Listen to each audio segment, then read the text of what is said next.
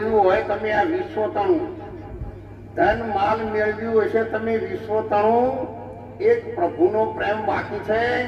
ગણી લેજે તારી જિંદગીના સરવાળા એ ભગવાનનો ભેદ જાણ્યા છે. એ બધા વાત બાકી ગમે એટલું મેળવ્યું છે તો કશું હંગાથી આપવાનું નહીં. એ આપણને બધાને ખબર છે. નહીં હંગાથી આપવાનું આપણને ખબર છે. પણ જો કોકના હારી પૂરી પડી હોય ને તો પગ ભેનો કરીને રેત ટોટાને લંગડી કરીને આપણા ઓગણે લાઈન ખેંચી. એવા આપણે છીએ. આપણે તો જેવા તેવા નહીં. આપણને બધી ખબર પડે. અને શું ખબર નહીં પડતી અત્યારમાં? મોબાઈલ હોય તો આખી દુનિયાની ખબર પડે છે ને. રાત્રે 11 વાગે 2 વાગે બધી વાતો કરવાની ખબર પડે છે ને. કઈ એપ્લિકેશન ખોલવી એ બધાને ખબર પડે છે ને. એટલા માટે હું તો સૌને વિનંતી કરું છું, મોબાઈલનો ઉપયોગ જેમ બને એમ જુવાન વર્ગના દીકરા અને દીકરી ઓછો કરે તો આ સમાજ ખૂબ સુંદર રહેશે. આ સમાજને સુંદર રાખવા માટે હાલના જમાનામાં યંગ જનરેશન, યંગ બ્લડ, જુવાન દીકરા અને દીકરીઓના હાથમાં બહુ મોબાઈલ રહે સારું નહીં. ઓદરું એ નિહાળી આવ્યું હોય તો બાજી મિલે. અમે સમૂહ લગ્નમાં આશીર્વાદ દેવા જઈએ. બધા હોય, બધા આપણા તાલુકામાં જિલ્લામાં એનું બધા આવેલા. રણજીતસિંહ ધારાસભ્ય હતા તારે પણ આવેલું છે. વંઠારા સાહેબ આપણા ગામના જતા ને હિલોલના જતા. એટલે હું સમૂહ લગ્નમાં આશીર્વાદ દેવા હિલોલમાં આવ્યો. બને જ હોય ત્યારે પણ 100 કન્યાઓ હોય ને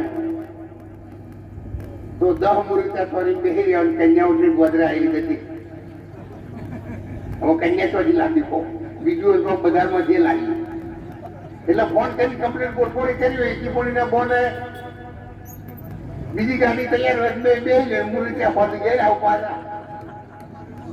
આવી સ્થિતિ સર્જન થાય છે. એટલે રાતના 2 વાગ્યા સુધી હૃદયોમાં અજવાળા હોય. જેને રાતના 2 વાગ્યા સુધી દીકરા દીકરીઓ હૃદયોમાં અજવાળા કરતા હોય ને તો સાહેબ તમે જાગતા રહેજો ને કે તમારો અંધારામાં રાખશે. સમાજના રાવણ વચ્ચે ઊંચું મોઢું કરીને બેસવું છે ને તો ઘણી વખત વિચાર કરવાનો હોય. એટલે હંમેશા સત્ય સત્ય જ રહેશે. એટલા માટે સૌ ભાઈઓને બહેનોને દીકરીઓને આપણે માતા પિતા છીએ. આપણા બાળકો આપણને વાલા છે. આપણી દીકરી આપણને વાલી છે. મારી દીકરી 35 વર્ષની છે. અને સંન્યાસી છે. આવા આશ્રમ ચાલ્યા આવે. એટલે એ મોબાઈલનો ઇન્સ્ટ્રુમેન્ટ ભલે 4-6 ઇંચનો હોય પણ 3.5 મણના વજનના દેહને કાળી રાતે ઉપાડી નદીમાં પટકતા કઈ નાખે. અને ઘણા ભાઈઓની આબરૂ જતી રહી. ઘણા ભાઈઓના બાળકો જતા રહ્યા. આ બધા પરિણામ છે સમાજમાં.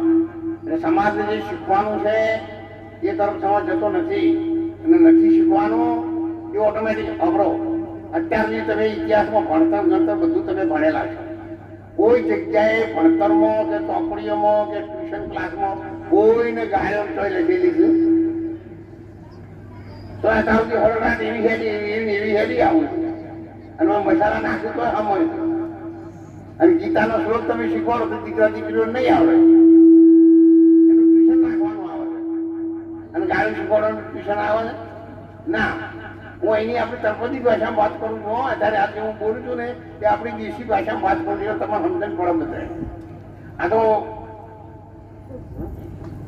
જો વ્રત કરવો, કથા કરવો, ઉપવાસ કરવો, પહેલા ઉઠી અંધારાનું વાળી પૂજન કરો, અમુક કરો અને પછી 8 વાગે અંબાજી માં સારું કરજો. પણ માને ખબર છે કે એ બાજુ આવડી ઉપર એ તો આજકાલના નહીં.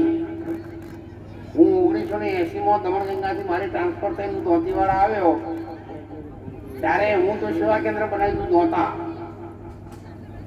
એક દિવસ તાણે બીજો તેલ નતો. આ તો બીજો પરચુનો તેલ તો હમણાં આવ્યા. તાણે ફક્ત સિંગ તેલ જ હતું.